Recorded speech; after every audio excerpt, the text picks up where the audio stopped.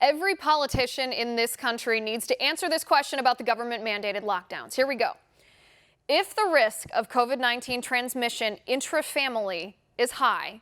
and it is, according to German epidemiologist Professor Hendrik Streeck, who found that the risk of contracting COVID-19 is highest among your own family while locked down in your home, but COVID-19 transmission risk via casual contact is low, and it is, according to the Taiwan CDC, who tracked the contacts of 32 infected people and found zero transmission of the virus outside people's homes and family members.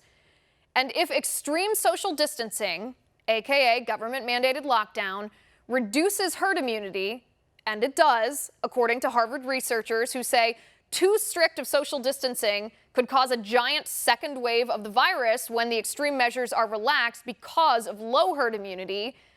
And if the risk of elderly people contracting the virus is higher because of the lockdowns, and it is, according to a New York physician who teaches at an Ivy League institution, because the lockdowns don't stop transmission. They just slow it down temporarily, and therefore, the longer it takes to build herd immunity, the more at-risk people are at risk. And if the projection models were wrong from day one, and they were, and if our hospitals aren't overwhelmed and forced to deny care to COVID patients, and they're not, if the only hospitals shutting down are closing because they don't have any patients, because government officials have prohibited so-called non-essential surgeries and procedures, and if sunlight kills the COVID-19 virus, and it does, according to a new U.S. government study that the Department of Homeland Security says could eventually change public policy,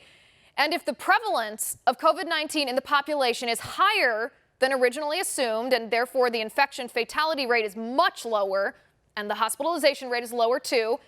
and it is, according to antibody prevalent studies in Santa Clara, California, that found a 3% incidence rate, which reduces the infection fatality rate to 0.13%, and in LA County, which found a 4.1% incidence rate, which reduces the infection fatality rate to between 0.1 and 0.3%, and in Chelsea, Massachusetts, where tests found 32% of those tested positive for COVID-19 antibodies, and at a New York City maternity ward where 210 asymptomatic pregnant women were tested and a whopping 13.7% tested positive for the virus, and at a Boston homeless shelter where half the residents tested positive but only one ended up showing symptoms, not to mention the German, Dutch, and French studies all showing the same thing. And if we know people die from the lockdowns because of the lockdowns, from delayed medical treatment, suicide, starvation, abuse, and economic devastation, then how can politicians imposing the lockdowns on us justify the lockdowns and pretend to care about science?